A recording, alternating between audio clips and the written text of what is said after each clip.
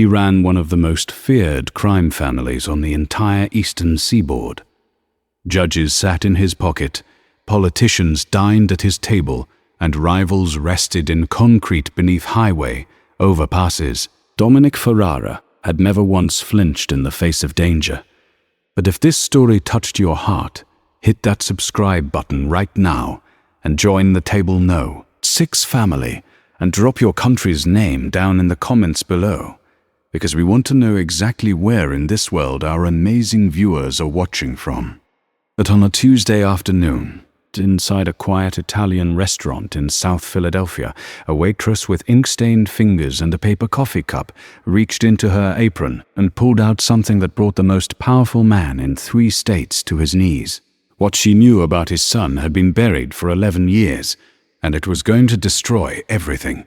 The Ferrara estate sat on 14 acres outside of Chester County, Pennsylvania, a place where old money mingled with blood money, and the gardens were tended by men who never quite looked you in the eye. Iron gates, security cameras positioned at intervals, a military general would approve of, and a staff of 12 who had all signed non-disclosure agreements drafted by a law firm that officially didn't exist. Inside this fortress, on the morning of October 3rd, 11-year-old Leo Ferrara sat at the long mahogany breakfast table and drew pictures of birds. He drew them in extraordinary detail. The arch of a wing mid-flight, the particular way a sparrow puffs its chest against the cold, the hollow expression of a hawk watching prey it hasn't yet decided to kill.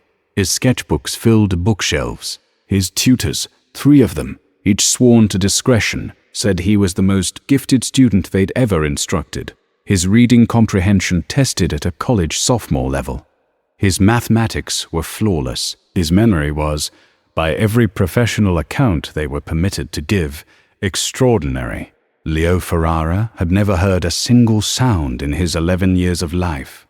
He was born profoundly deaf, bilateral sensory and neural hearing loss, the kind that sits at the severe end of the spectrum, the kind where even the most powerful hearing aids deliver only muffled vibrations that the brain struggles to interpret as language. His mother, Rosalie, had wept when the diagnosis came.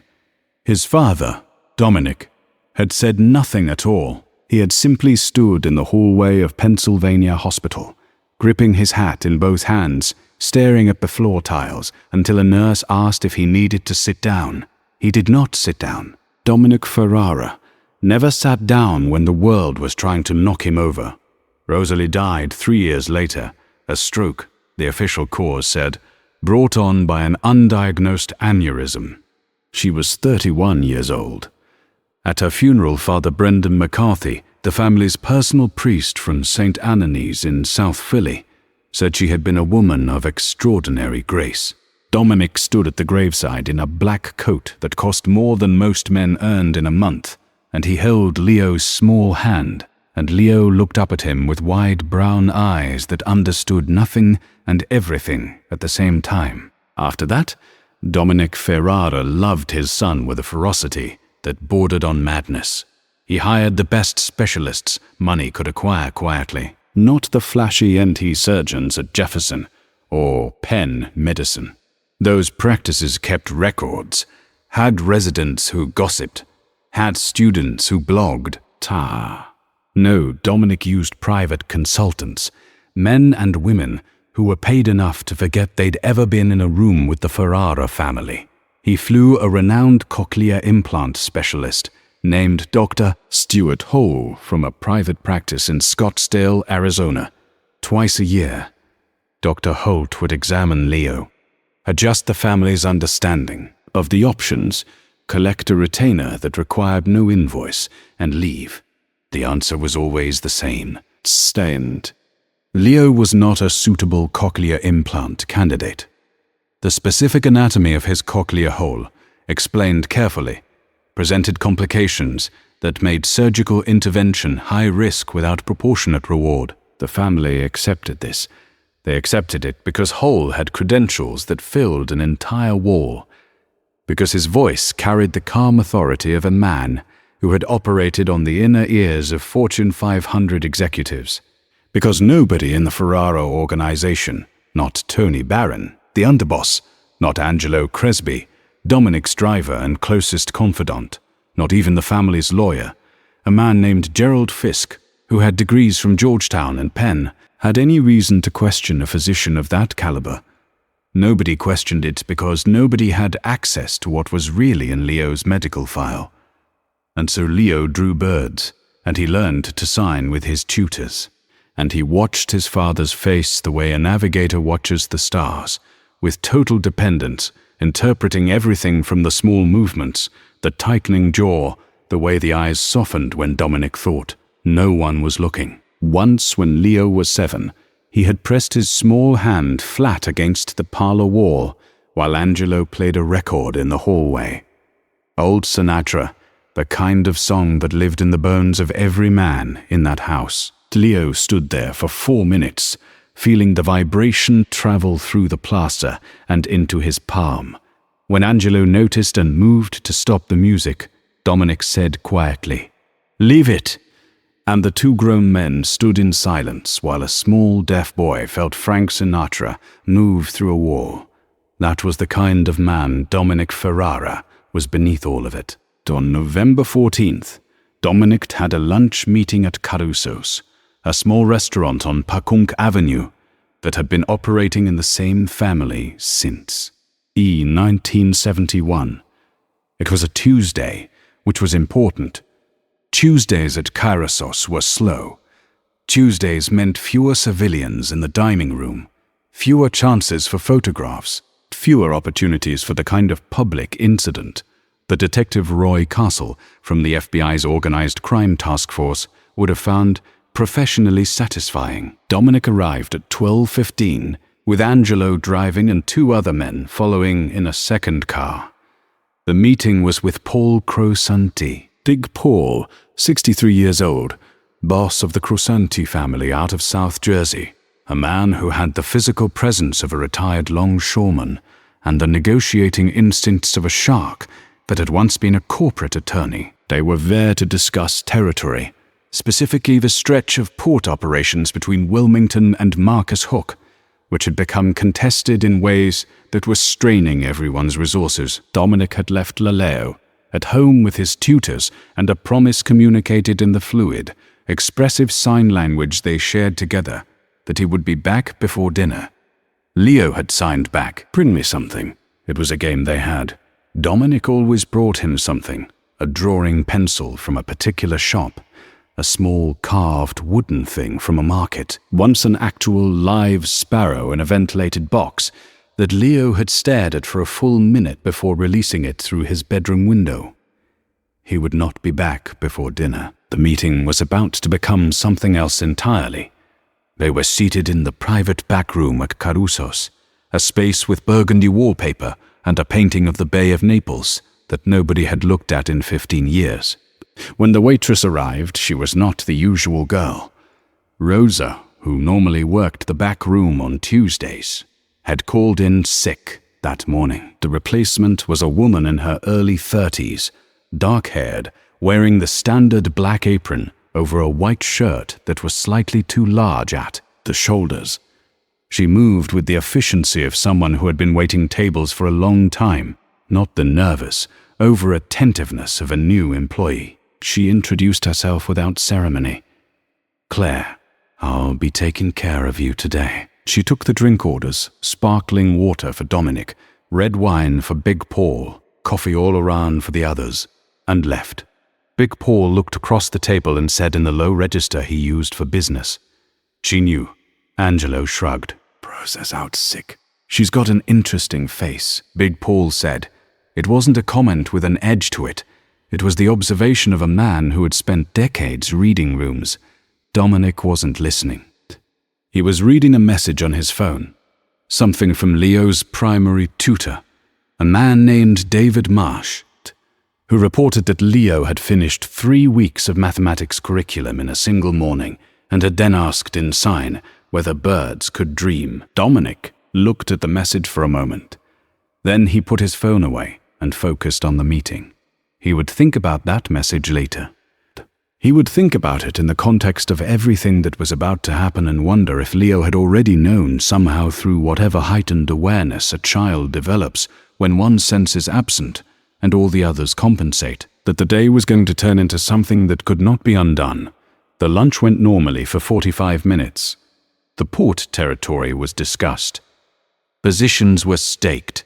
A rough framework of compromise was assembled with the kind of careful, unchoreographed precision that made the upper echelons of organized crime function less like gangster movies and more like very dangerous corporate board meetings. Big Paul ate the branzino. Dominic had the bear. Nobody raised their voice. Then Leo walked in. Angelo saw him first. He was standing at the front entrance of Caruso's in his school coat, his backpack on both holders, looking around the restaurant with an expression of mild curiosity and complete composure.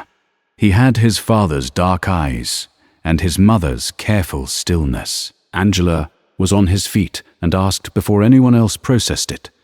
He crossed the dining room in 10 seconds and crouched down in front of Leo, signing rapidly. "How did you get here? Where is David?" Leo signed back unhurried. "David got a phone call and went to his car. I got the address from your jacket last week.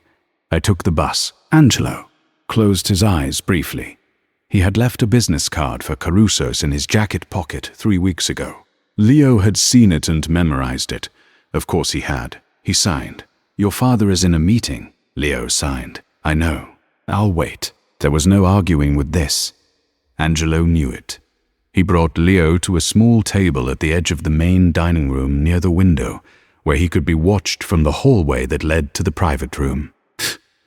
He ordered Leo a Coke and a plate of bread and went back to explain the situation to Dominic, who received the news with the particular expression of a man who is managing violent professional annoyance and profound parental relief simultaneously. 5 minutes, Dominic said. He wrapped up the essentials with Big Paul, made his apologies, and stepped out to the main dining room. Leo saw him coming and stood up, and Dominic crossed to him and put both hands briefly on the boy's shoulders, a gesture that in their private language meant, "You're okay. I see you. Everything is fine." Then he signed. "You scared Angelo half to death." Leo grinned. It transformed his whole face, that grin, Rosal's grin. Borrowed and living on. He signed good. "He moves too slow." Dominic sat across from his son. Big Paul was getting his coat, preparing to leave graciously, as men in his position did when domestic complications arose with perfect understanding and absolutely zero sentimentality. Angela was standing near the door. The other 2 men were in the car outside. Claire, the replacement waitress, appeared with a coffee refill she hadn't been asked for and set it down without comment. She was moving to leave when she stopped. She stopped because she was looking at Leo, not the way people looked at Leo, not with that particular species of pity that strangers sometimes couldn't suppress when they saw the boy signing. When they registered his deafness and responded with faces that Leo had learned to read and ignore with great efficiency. This was different. She was looking at him the way someone looks at a face they recognize from a photograph, from a file, from a dream they've been waiting to have for a long time. Dominic noticed. He had spent 30 years noticing things that most people missed. "Something wrong," he said. Claire met his eyes. She had the stiest eyes he'd seen in a long time. "No," she said. "I'm sorry." And she moved to leave. Leo was watching her. He couldn't hear the exchange, but he was watching her face with the same focused attention he gave to everything. Total, unfiltered, unself-conscious study. And then he did something that made every man in Dominic Ferrara's orbit go very still. He raised his hand and signed at her. "Hello, do you understand me?" It was a greeting he gave to everyone he wasn't sure about. A test of sorts, casual and hopeful, like a child holding a door open to see if an animal will come inside. Claire Novak stood completely still for 1 second. And then she signed back. "Yes, I understand you. The dining room had the particular quality of silence that precedes something irreversible. Dominic was on his feet. Without realizing he'd stood up, Angelo had moved 2 steps closer from his position near the entrance. Big Paul, who had been buttoning his coat near the hostess stand, had stopped buttoning. Ree's signing was fluent, not the careful, slightly labored signing of someone who had taken a community class or learned from a YouTube tutorial. This was the signing of someone who had spent years in rooms with deaf patients, who had learned the language not as an academic exercise, but as a professional necessity, as a form of care. Her hands shaped the words with the unself-consciousness of a person who has forgotten they are doing something unusual. Leo's face had opened, like a window being thrown wide. He signed back immediately, rapidly, with the barely contained energy of a child who has been handed an unexpected gift. You sign really well. Are you a teacher? Claire looked at Dominic. There was something in her expression. Not fear exactly, but the awareness of standing at the edge of something. I used to work with children, she said aloud for the adults in the room. With deaf children. I was a pediatric aologist. The word landed in the room like a stone in still water. Dominic's face had gone to the expression his men called marble. Total stillness, total control, nothing given away, but his hands gripping the back of the chair were white at the knuckles. Used to be, he said. I lost my license, Claire said, 4 years ago. A beat. Why? Dominic asked. His voice was perfectly level. A malpractice case, she said, that I didn't cause. But the complaint was filed and the board found against me, and by the time the appeals process was exhausted, my career was over. She paused. I've been waitressing since. Big Paul excused himself with a brief nod to Dominic that said clearly, this is yours, whatever it is. He left with his 2 men. The door closed behind him. Angelo took up a position near the entrance. The restaurant had emptied of its few other Tuesday lunch patrons. The owner, Sal Caruso, 71 years old, arthritic hands, a man who had been serving the Ferrara family since Dominic's father was alive, retreated to the kitchen without being asked. Dominic looked at this woman, this waitress, this former aologist with her ink-stained fingers and her steady eyes, and he understood, with the particular intuition of a man who is survived by reading situations accurately, that she had not walked into Caruso's by accident. Sit down, he said. It wasn't a request. Claire sat. Leo was watching everything, reading the room the way he always did, his eyes moving between faces with the practiced skill of someone who has learned that expression is its own language, and that adults almost always say more with their faces than their mouths. He signed to Claire. Are you in trouble? Claire looked at him. Something shifted in her face, something that had been held back for a long time, something that had weight to it. She signed back. No, I came to help you. Then she reached into the front pocket of her apron. Dominic's hand moved, an instinct, a reflex, and Angelo was suddenly 3 feet closer, one hand inside his jacket. Claire moved slowly, deliberately, the way a person moves when they understand that the room is armed and that speed will be misinterpreted as threat. She withdrew a folded envelope, white, unmarked, and set it flat on the table between herself and Dominic. I've been looking for the right moment to find you, she said. For 2 years, I didn't know how to approach you. I didn't know if I'd be believed or if I'd... She stopped. I didn't know if I'd be safe.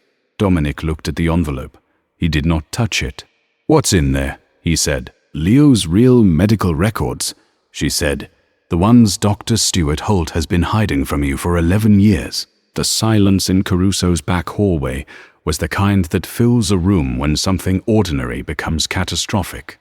When the before and the after split apart, like a fault line, and everyone present knows that nothing is going to go back to the way it was. Dominic picked up the envelope. Inside were 8 pages. They were photocopies, but clear ones, clinical documentation, the kind with headers and patient ID numbers and the particular formatting of official medical records. Leo Ferrara's name appeared at the top of the first page, with the date of birth Dominic Mew by heart. The evaluating clinician's name on the original assessment at the bottom of the page was C. Novak Audi, CCCA Claire Novak, Doctor of Aeology. She had been the aeologist who first evaluated Leo, not Dr. Holt. Claire. Dominic looked up from the page. "You were there at the beginning," he said. "I was the one who did Leo's initial audiological evaluation when he was 6 weeks old." Claire said, "Pennsylvania Hospital. I was part of the newborn hearing screening program. Leo failed his initial screening, and I was assigned to do his full diagnostic evaluation." She paused. "He has severe bilateral sensory neural hearing loss. That part of what you were told is true." But Dominic said, "But Leo is an excellent cochlear implant candidate." Claire said, "Has been since he was approximately 18 months old. The window for ideal language development outcomes for a child who receives a cochlear implant early enough is between 12 and 18 months. You can still get meaningful results later. Many people do. It's harder. The language pathways are less plastic. But with intensive therapy and a strong support system," she stopped herself. "He should have been implanted years ago, Mr. Ferrara. There is no anatomical complication. I saw his imaging. The cochlea is normal." Holt lied to you. The papers in Dominic's hands made a faint sound as his grip tightened. "Why?" he said. His voice was very quiet. "Because someone paid him too," Claire said. Dominic set the papers down with great care. He looked at Angelo, who looked back with an expression that said he was hearing everything and filing everything, and would follow whatever came next without question. "Who?" Dominic said. Claire took a breath. This was the part she had rehearsed the most, lying awake in the rented room above a laundromat in Kensington, where she'd been living for 8 months. This was the part where a woman who had spent 4 years being afraid looked at the man everyone in 3 states feared and said the name anyway. "Tony Barron," she said. The room went so still that the traffic sound from Pecunk Avenue seemed to come from another world. Tony Barron, Dominic's underboss, the man who had been at Dominic's side for 22 years, who had been the best man at his wedding to Rosalie, who had held Leo at his christening, and made a sign of the cross over his small, sleeping head. "You're sure?" Dominic said it was not a question. It was what a man says when he already knows the answer and is giving himself one more second before it becomes real. "The malpractice complaint against me was filed by a woman named Diane Coates," Claire said, "and she claimed I had missed an infection that caused her son's hearing damage. I hadn't. Her son had a different iologist entirely. I'd never met her son, but the paperwork placed me in the case, and the complaint was detailed enough that the board opened an investigation." She pulled a second, smaller envelope from her apron pocket. She had come prepared, methodically, like someone who had planned this for a very long time. "Diane Coates is Tony Barron's cousin on his mother's side. I didn't know that until 8 months ago when I started looking." She put that envelope on the table too. "She filed the complaint to remove me from the picture," Claire said, "because I was the one who had done Leo's original evaluation, because I had copies of his real records, because I had written a letter, this is in there, to Dr. Holt 14 months after. Leo's diagnosis asking why cochlear implantation hadn't been discussed with the family. Hole never responded. 2 weeks later, the complaint appeared. Dominic stared at the envelope. Leo was still watching everything. He couldn't hear the conversation, but he was reading his father's face with the sharp attention of a child who has been doing this his entire life, and what he was reading there frightened him in a way he couldn't yet name. He reached across the table and touched his father's hand. Dominic looked at his son. Leo signed. "What's happening?" Dominic looked at his boy for a long moment. Then he looked at Claire. "Tell me," he said quietly, "why Barron would do this." Claire had not known the answer to this question when she first began pulling at the thread 4 years ago, still stunned and grieving over the loss of the career she had spent a decade building. She had not known it 2 years ago, when she finally connected Diane Coates to Tony Barron and understood that her professional destruction had been deliberate. She had arrived at the answer only slowly, through the accumulation of small details that began to form a shape she recognized with horrible clarity. She explained it carefully. She explained it the way she had learned to do during 2 years of rehearsal, stripping away the emotional charge and presenting it like a case file, like the clinical documentation she was trained to produce, because she understood that this was the only version of the truth that a man like Dominic Ferrara would receive without shutting down. It started with Rosalie. Rosalie Ferrara had been 21 years old when she married Dominic, and she had been, by every account, a woman of exceptional intelligence who had been underestimated her entire short life. She had grown up in South Philly, the daughter of a man who ran a small but respected lending operation, legitimate on the surface, careful in its arrangements. She had met Dominic at a 4th of July gathering on her cousin's roof, and they had been inseparable within 6 weeks. What Dominic did not know, what almost no one knew, was that Rosalie, in the months before Leo's birth, had become suspicious of something. "She came to me," Claire said. Dominic went absolutely still. "She came to your prenatal iologist," Angelo said from across the room. He couldn't help it. "She came to the hospital where I was working," Claire said, "not as a patient informally. She had been referred to me through a mutual contact, a nurse I worked with who knew someone who knew Rosalie. She came to me because she had heard I was trustworthy. She came to me because she was afraid to talk to anyone inside her own world." She paused, choosing the words. Rosalie had found evidence that someone close to her husband had been deliberately exposing her to something during her pregnancy. Claire said she didn't have the clinical vocabulary for it, but what she described was consistent with in utero toxic exposure. Certain medications, certain chemicals administered in doses low enough to go undetected in standard prenatal blood work, but significant enough over time to affect fetal coccia development. The silence in the room had taken on a new quality. It was the silence of a man who is very carefully not reacting to something because if he reacts, he won't be able to stop. "She was poisoned," Dominic said flat, declarative. "She was exposed to something that I believe was intended to cause exactly what it caused," Claire said. "I can't tell you what it was. I'm not a toxicologist, but I put her in contact with a physician colleague of mine who agreed to run a non-standard panel quietly. The results were not conclusive, but they were not normal." "What happened to those results?" Dominic said. "Rosalie took them," Claire said. "She said she needed me to think. She said she wasn't sure what she was going to do with them. She came to see me one more time, 3 months after Leo was born, to ask about his hearing test results." Claire stopped. She was very composed. The kind of composed that means someone has made peace with something terrible. She died 9 months after that visit. Stroke, undiagnosed aneurysm, 31 years old. Dominic stood up.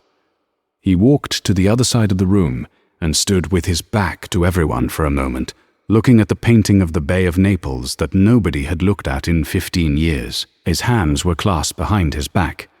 The knuckles were white. Nobody spoke.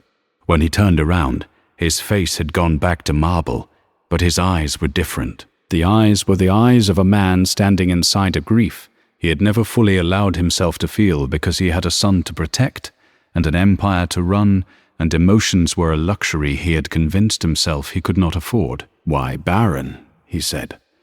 "Tell me the why." Claire looked at him steadily. Tony Barron wanted the Ferrara operation to pass to someone he could control. She said he'd spent 22 years in the number 2 position.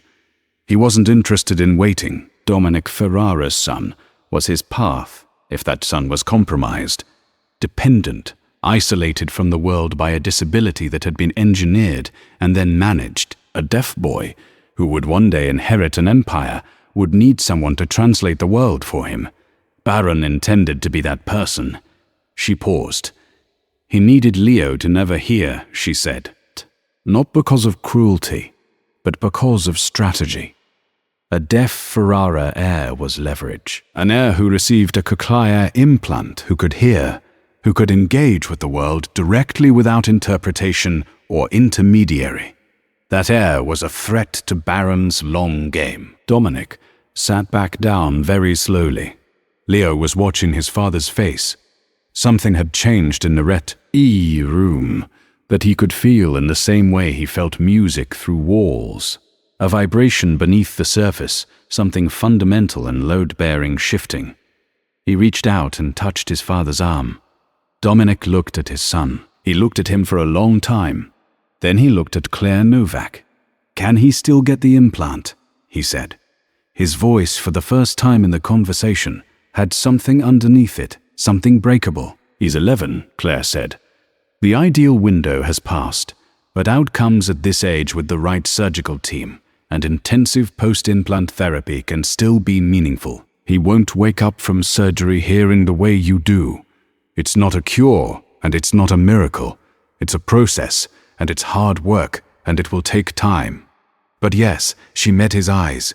He can get the implant. A pause. "I came here," she said quietly, "because I spent 4 years thinking about that boy. I lost my career because of what someone didn't want him to have. I wasn't willing to let it stay that way." What followed happened in 2 simultaneous movements, the private and the institutional, unfolding across the next 72 hours, with a speed and decisiveness that those who would later know the story would recognize as the particular operational efficiency of a man who had spent his adult life solving problems that could not be solved by ordinary means. The first movement was internal. Tony Barron was brought to a meeting at a location that would not be mentioned in any official record. He came expecting a conversation about the port territory. Dominic had messaged him that afternoon with the summary of the Big Paul lunch framed normally precisely. Barron arrived with no particular alarm, because 22 years of trust had made him confident in a way that had quietly become its own vulnerability. What he found was Dominic alone, at a table, the documentation spread out flat in front of him, with the careful arrangement of a man who has prepared this presentation with complete intentionality. What Barron said, confronted with it, his denials, his maneuvering, the particular species of lies a man tells when he has been completely caught and is still trying to find a way out through the sheer momentum of his own confidence, is not worth repeating in detail. It follows a pattern that anyone who has ever seen a powerful person cornered will recognize. First, there is the blanket denial. Then, there is the attempt at alternative explanation. Then, there is the pivot to the question of source and reliability. And then, when all of that fails, there is the silence that is its own confession. Dominic listened. Dominic listened to all of it without expression. When Barron finished, Dominic looked at him for a long moment and said, "You were at his christening." Barron said nothing. "You held him," Dominic said. "You made the sign of the cross over him. Father Brendan asked you to be his godfather, and you said yes." The silence between them had the quality of something irreversible. "Get out of my city," Dominic said. "Get out tonight. If you're here tomorrow morning, the documentation goes to Detective Roy Castle at the FBI with an anonymous note about Rosali's medical records and your cousin Diane Coates and Dr. Diane Coates and Dr. Coates, Stewart Hall in Scottsdale." He paused. "I know what Cassell has been building. I know how long he's been building it. What I'm giving you is a head start, not forgiveness. There is no forgiveness. Get out."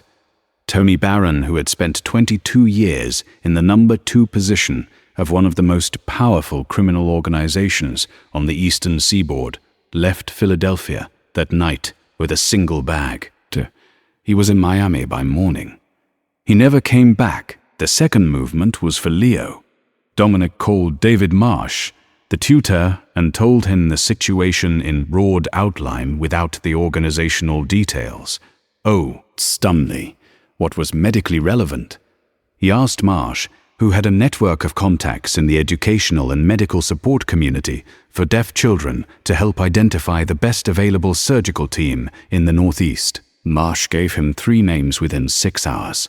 One of them was a pediatric cochlear implant specialist at Children's Hospital of Philadelphia, a surgeon named Dr. Heartwarming, who had performed over 300 implantation procedures and whose outcomes data available in the public medical literature was exceptional. He called Claire Novak next. She was still at Caruso's. Sal had closed the restaurant for the afternoon and brought her tea in the kitchen and sat with her without speaking, because Sal Caruso was 71 years old and had seen enough to know when a person needed to be quietly accompanied rather than questioned. I want you to be involved, Dominic said when she answered in whatever capacity makes sense as a consultant, an advocate, whatever the right word is. I want you in the room when we talk to the surgical team. A pause. I don't have my license, Claire said. I have lawyers who specialize in appeals. Dominic said Gerald Fisk has contacts at the State Medical Board that I have not previously used. I intend to use them now. Another pause. That malpractice complaint was false. There's documentation of that in what you gave me. If you're willing, I'd like to help you get your license back. A longer pause. Why? Claire said. Because Leo is going to need an aologist he can trust, Dominic said. And because you came to Caruso's on a Tuesday with a white envelope in your apron pocket when you didn't have to, when it wasn't safe, when you had nothing to gain. He stopped. My wife trusted you. I think that means something. Claire was quiet for a moment. Yes, she said. I'll be involved. The surgery was scheduled for January 8th at Children's Hospital of Philadelphia. Dr. Patricia Wren, who was 54 years old and had the particular calm of a person who has done difficult things so many times that difficulty has become simply the terrain of her daily life, met with Dominic and Leo together. She was one of the few people outside the family's inner circle who had ever been brought into direct conversation with both of them, and she handled it with a naturalness that Dominic recognized as genuine rather than performed. She spoke directly to Leo using a combination of sign and written notes on a small whiteboard, explaining what would happen and what it would not be. Leo listened with the same focused, unself-conscious attention he gave everything. At the end, he asked her, in sign with Claire interpreting whether it would hurt. Dr. Wren wrote on the whiteboard a little after, but the nurses will take good care of you and your dad will be there. Leo looked at Dominic, then he looked back at Dr. Wren and signed. Okay, the surgery lasted 4 hours.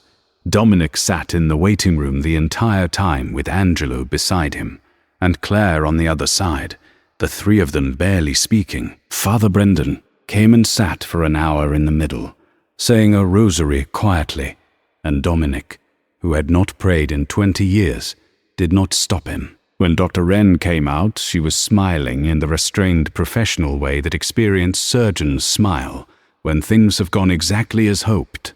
He did beautifully, she said. Everything was where it should be. The device is in place. The activation, the moment when the iologist's equipment sends the first signal through the implant, and the brain begins to receive sound for the first time, doesn't happen immediately after surgery. The healing has to happen first. There is a process, a waiting period, an act of patience that is its own particular kind of faith. Leo came home to the estate in Chester County 3 days after surgery with a bandage behind his ear and the slightly dazed, slightly exhilarated expression of someone who has been through something large and is still processing its dimensions. Angelo carried his bag inside. David Marsh was waiting with a meal and the latest sketchbook Leo had left behind, open to a half-finished drawing of a barn owl. Leo sat at the kitchen table and finished the owl's wings, while Dominic sat across from him and watched. That night, Leo signed to his father. Will it work? Dominic signed back. We don't know yet, but we'll find out together. Leo considered this. Then he signed, I'm not scared. Dominic signed, I know. You never are. A pause. Leo looked at the table, then back up. You are, though, he signed. I can tell. Dominic looked at his son for a long time. Yes, he signed. I am. It was the most honest thing he had said to anyone in years. The activation was scheduled for 4 weeks post-surgery. It took place in a small clinical room at Claire Novak's temporary workspace, a consulting arrangement she had negotiated with a private practice in Center City, while her license appeal moved through the State Medical Board, which was progressing with an unusual degree of efficiency that may or may not have been related to a series of quiet conversations Gerald Fisk had conducted with several board members over the preceding weeks. The room had a chair for Leo, a chair for Dominic beside him, and Claire's equipment arranged on the table, the programming software, the external processor, the components of a technology that had existed for decades and had been withheld from this boy for 11 years by a man who was currently living in a 2-bedroom apartment in Bickle, Miami, having quietly abandoned any claim to his former life. Claire talked Leo through what she was about to do, signing clearly and calmly.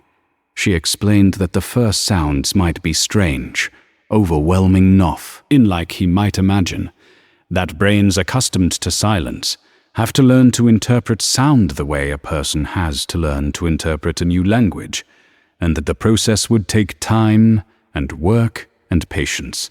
Leo nodded. He was sitting very straight in the chair.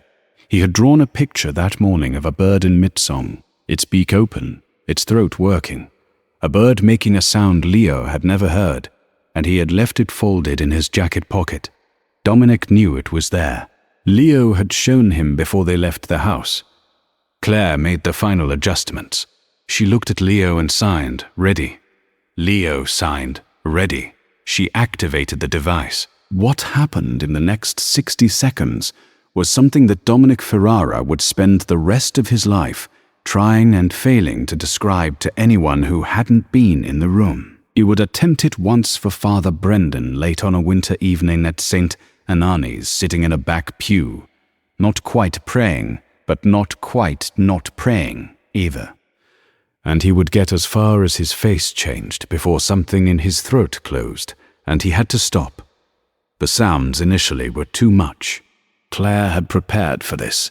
She adjusted the mapping, brought the levels down, created a gentler entry point for a brain encountering stimulus it had never processed. Leo's eyes were wide, and his breathing had changed. Not frightened, but enormous. The breathing of someone standing at the edge of something so vast they haven't yet found the edge of it. He turned his head. Angelo, standing just outside the open door in the hallway, had shifted his weight, and his shoe had made a small sound against the floor. Leo turned his head towards that sound. He hadn't done it consciously. It was reflex, the automatic evolutionary reflex of a living creature locating a source of sound. He had turned his head toward a sound he heard without thinking, the way any of them would. Domini, Sipe, made a sound he hadn't planned to make, something short and involuntary, something that came from a place below language. Leo turned towards that sound too. He looked at his father who was crying, not quietly, not with any of the composure that had characterized every public moment of the man's adult life, just plainly, openly, with the ungainly realness of a person who has been holding something for 11 years and can no longer hold it. Leo watched his father's face. He reached out and touched his cheek the way a child does, wondering, not embarrassed, just interested in this new information about the person he knew better than anyone. Then slowly, with the uncertain self-consciousness of someone doing something for the very first time, Leo opened his mouth. He had speech therapy scheduled, months of it, beginning the following week.